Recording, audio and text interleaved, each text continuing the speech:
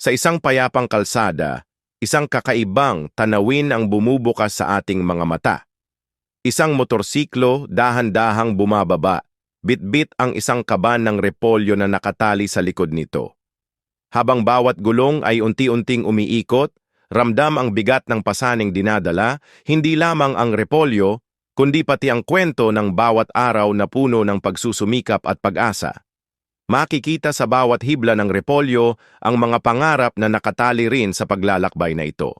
Kahit mabigat at tila walang katapusang daan ang tinatahak, ang motorsiklo ay patuloy na umaandar, ipinapakita ang tibay at determinasyon ng buhay.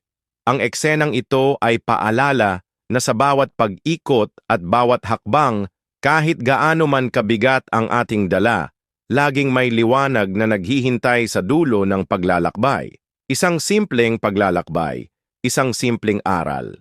Kahit sa pinakamabigat na pasanin, may lakas at pag-asa na magdadala sa atin patungo sa bagong simula.